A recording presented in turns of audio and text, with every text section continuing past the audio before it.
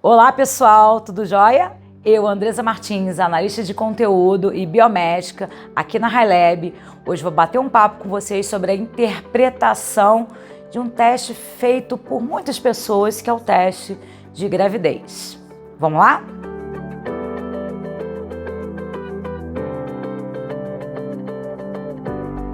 Bom, quem não fez, vai fazer, ou já teve a experiência de fazer um teste de gravidez realmente e não saber interpretá-lo, hein?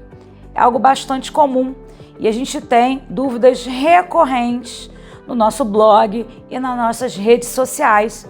E aí por isso eu resolvi fazer esse vídeo de hoje, que eu acho que vai ser bastante esclarecedor. Então vamos lá, gente? Bom, primeira coisa que a gente precisa entender é o que é e para que é feito esse exame, né, do beta-HCG, também conhecido como teste de gravidez.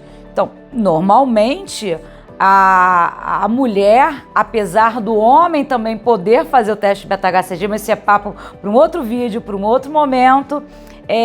Normalmente quando a mulher ela procura, né, uma unidade de saúde, ela sente a necessidade de fazer esse teste, é porque há uma desconfiança de uma possível gravidez, ok? Bom, então olha o nome do exame, beta-HCG. O que é isso? HCG é o hormônio da gonadotrofina coriônica.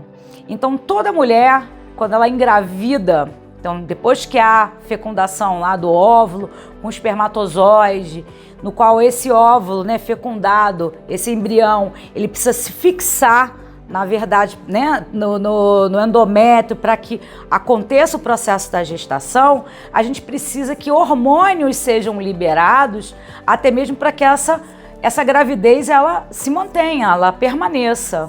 E um dos hormônios, o hormônio inicial que é produzido, é justamente o hormônio da gonadotrofina coriônica. Ele é super importante justamente para a gente aumentar os níveis de estrogênio e de progesterona, que são imprescindíveis para a manutenção da gravidez. Tanto que existem mulheres que podem ter problemas na produção desses hormônios, que podem ter dificuldade na fixação desse embrião e a continuidade, obviamente, da gravidez. Beleza?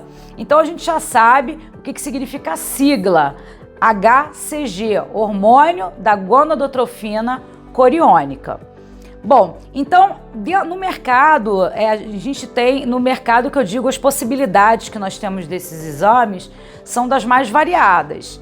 Então a gente tem tanto o exame de sangue, como a gente tem o exame de urina, ok? Então a primeira coisa que a gente tem que entender em relação a eles é de que o teste de urina, que é aquele que dá as tirinhas não, os risquinhos aparecem. Lembra que você mergulha a tirinha na urina e para você interpretar aquele resultado, né, aparecem, na verdade, os risquinhos. O que são e como é que a gente interpreta isso? Primeira coisa, o teste de urina ele é um teste qualitativo. O que é isso? Ele só vai te dizer se você está ou não grávida, se é reagente ou não reagente, ok? Normalmente são testes de uma boa sensibilidade, porém, na verdade, eles não são tão assertivos como os exames de sangue, que eu vou explicar já para vocês. Mas vamos em parte para a gente entender melhor? A primeira tirinha que aparece na sua tira reagente é um controle. Então, ele vai aparecer independentemente de você estar ou não grávida. Ah, Andresa, mas eu fui lá, eu peguei minha tira, mergulhei na urina, de preferência a primeira urina da manhã, que é onde você vai ter maior concentração desse hormônio, e apareceu só o primeiro risquinho. Então isso indica de que, na verdade, o teste ocorreu, ok, porque a minha reação de controle aconteceu, mas, infelizmente, ou felizmente, o seu resultado, ele deu negativo. Negativo como assim? Ele deu não reagente. Então, se aparecer o primeiro de controle e o segundo, que é um indicativo de gravidez, significa sugestivo de positividade, sugestivo de gravidez. Eu falo sugestivo porque a gente pode ter possibilidades aí de tanto de falsos negativos como de falsos positivos. Inclusive, eu já falei isso num vídeo anterior. Quem quiser dar uma olhada lá no vídeo que eu gravei, no qual eu falei sobre mitos e verdades, sobre o beta-HCG, tá bastante interessante. Acho bacana vocês complementarem assistindo os dois vídeos. Bom, e agora, e o teste, na verdade, que é feito no sangue? Então a gente também tem uma variedade de testes, ok? Inclusive aqui nós da High Lab dispomos de um teste, o teste beta-HCG, só que diferentemente do que acontece em outros exames, ao invés de fazer a coleta da punção venosa, somente com uma gotinha de sangue extraída do seu dedo, ele é capaz, obviamente, ter a mesma precisão, a mesma especificidade, inclusive de um teste que é feito tirando o sangue da sua veia, ok? Bom, então os testes de sangue, eles são quantitativos. Eles vão quantificar, eles vão dizer quanto de hormônio tem, obviamente, na sua corrente sanguínea. Puxa, então por que isso é importante?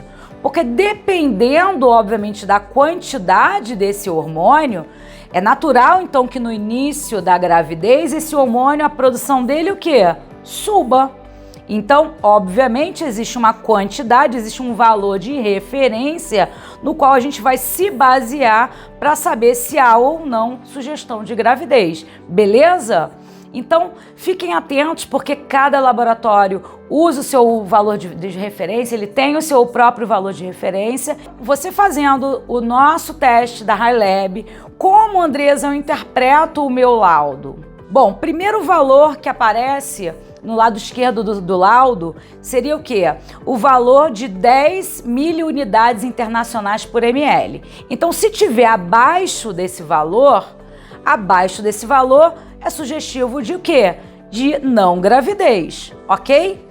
Então, quer dizer, a quantidade, a gente precisa, já que é um teste quantitativo, e a tendência de uma pessoa grávida é de aumentar os níveis desse hormônio, valores abaixo desse valor da gente aqui na High Lab, lembrando para vocês, de 10 miliunidades internacionais por ml, é sugestivo de não gravidez, beleza?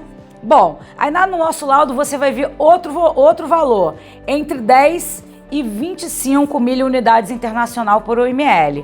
Ah, Andresa, o meu teste deu 11, o meu teste deu 12. São valores imprecisos.